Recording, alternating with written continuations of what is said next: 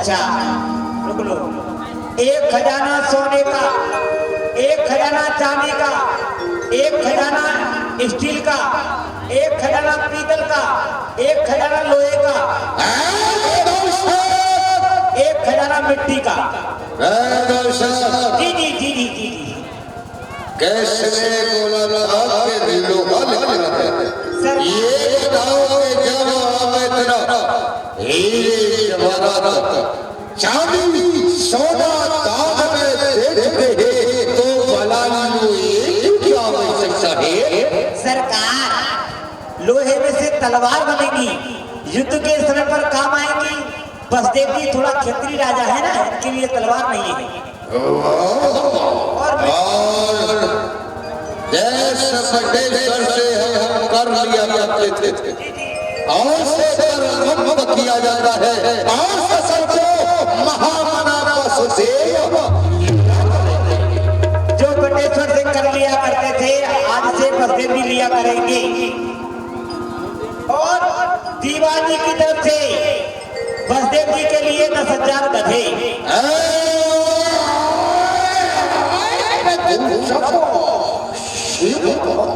जी जी जाओ हमने ऐसे हाथी घोड़े रथ चाल किए तो गधे की क्या जरूरत है? सरकार, आप सोना दे रहे हो, चांदी दे रहे हो और भी कुछ आइटम लेकर है।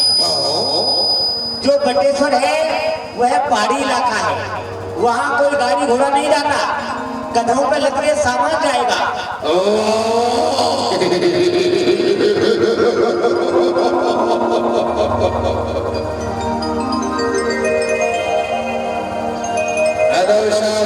जी जो सेवक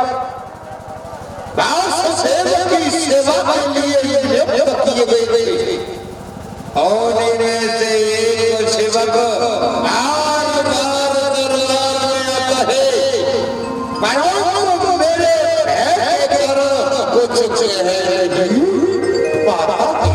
जी क्या कारण है? अभी पूछ लेता हूँ।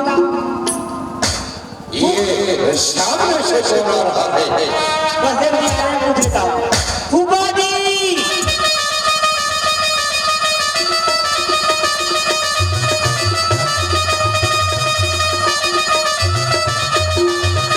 दीवान जी अपने महाराज से खबर करिए जाके, अब हम अपने राज दरबार के लिए जाना चाहते हैं। हाँ मैं इसीलिए आया था। अच्छा, आप बताइए आप क्या खाना चाहते हैं? लड्डू है, पेड़ा है, कचौड़ी है, कमचोरी है, पापड़ है, जापड़ नहीं है, दीवान जी रसगुल्ला है, मोहनथाल है, बालूशाही है, जलेबी है। अरे दीवान जी हम खाना नहीं चाहते हैं। अच्छा, अब हम आपके इस राज से अपने राज के लिए प्रस्थान करना चाहते हैं। ओ आई सी, आप प्रसाद चाहते हैं? प्रसाद?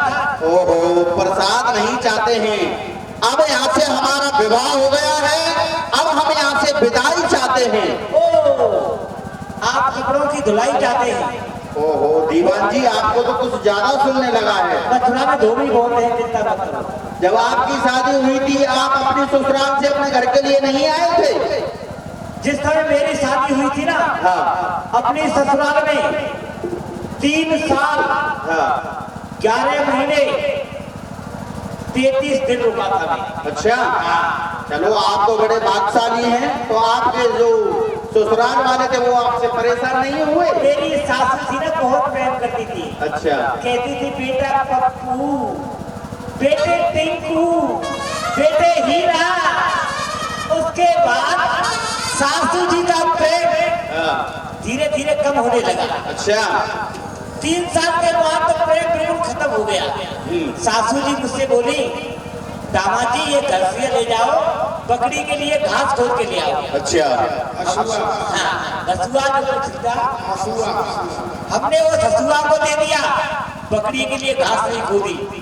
उसके बाद हमारी सासू माँ ने हमारा बिस्तर पैक किया, जो हमारा सामान था, और दरवाजे के बाहर फेंक दिया। अच्छा, हम बड़े इज्जतदार आदमी थे, अपना सामान उठाए बीवी का हाथ पकड़ा, सीधे बीवी के कमरे में चले गए। हाँ, वो तो पहले से हम जानते हैं आपको अच्छे से दीवान जी। उसके बाद हमारी सासू माँ ने हमें दे दे रात वहां से भगाया।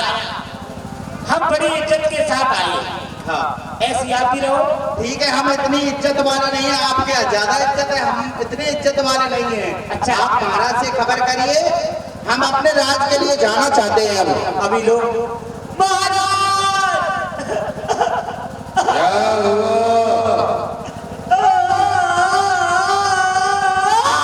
क्या बात है जो रो रहा है? सरकार, अब फूफा जी जाने की कह रहे। जब बोलता है उल्टा ही बोलता है। मैं स्वयं जाकर कर लेता हूँ। आइए, आ जाओ, आइए बस बेटी, आइए।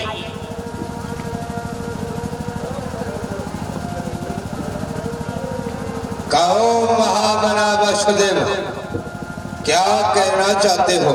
हे राजन, आप जानते हैं शादी के बाद कुछ नीतियां ऐसी बनाई हैं, वो घर पर ही जाके पूरी की जाती है। और हमारे जो पिताश्री हैं वो वृद्ध हो गए हैं, जो राजपाट है सब हम ही को देखना पड़ता है। तो आप हम अपने राज के लिए जाना चाहते हैं।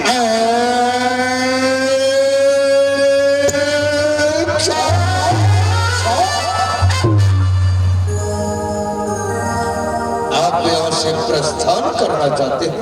हाँ राजन, अभी अभी आए, अभी बैठे, अभी दामन संभाला है। तुम्हारी जाऊंगे, ये हमारा तब ही निकाला है। महामना वसुदेव, अभी तक तो मैं विवाह के कार्य में लगा हुआ था, राजकाज देख रहा था, तुम्हारी सेवा करने का अवसर नहीं मिला। कुछ समय मथुरा में और ठहरो, मुझे भी सेवा करने का मौका दो। हे राजन, अब हमारा और आपका संबंध जो जुड़ी चुका है, अब हम इस मथुरापुरी में आते जाते रहेंगे। आप जान रहे हैं, अब कुछ ज्यादा जरूरी हमको जाना है, तो आप हमारे जाने की तैयारी कीजिए, तो फिर तो आते जाते रहेंगे, कोई बड़ी बात नहीं है। जैसी आपकी इच्छा हो, परंतु जाने से पहले मैं आपके सामने कुछ निवेदन करना चाहता हूँ। हाँ राजन, बोलिए, क्या बोल रहे हैं? जो मेरी चचेरी बहन देवकी है, ऐसे मैंने अपने नेत्रों के तारे से प्रेम किया है, प्यार किया है। देवकी को कभी उदास नहीं देखा। और आज जब वही देवकी अपने मायके को छोड़कर ससुराल जाएगी, तो देवकी रोएगी। और मैं देवकी की आंखों में आंसू कभी देख नहीं सकता हूँ। इसलिए हाथ जोड़कर यही निवेदन कर रहा हूँ, क्या तुम दोनों को आपने रथ में बैठाकर तुम्हारा सारथी बनकर हमें बागेश्वर पहुंचाने के लिए मैं। अरे वाह राजन, ये तो हमारे लिए बहुत बड़े गौरव की बात है। स्वयं मथुरापति का राजा हमको रखवान बनकर और हमको विदा करने के लिए चल रहा है, ये तो बड़ी खुशी की बात है। ये कोई बड़ी कोई पूछने की बात नहीं है, आप चल सकते हैं।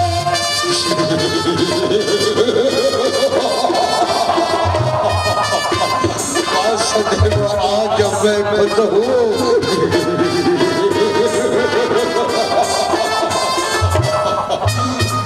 आज मैं खुश हूँ कि रथवान बनूंगा।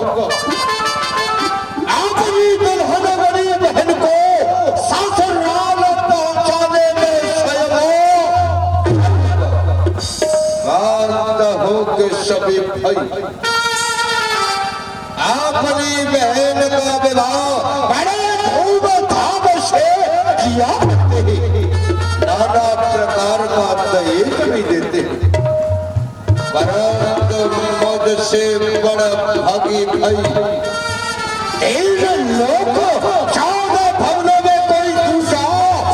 नहीं होगा, क्योंकि अपनी दुल्हन मुनि बहन को आपने वाहन में बैठाकर आस का सारथी बनकर ससुराल पहुंचाने के लिए चल रहा है। ऐ सेवकों, मेरा रथ तैयार करो। सरकार, रथ तैयार है, घोड़े घास खा रहे हैं। गाँव बुलाया जाए बहन देवकी को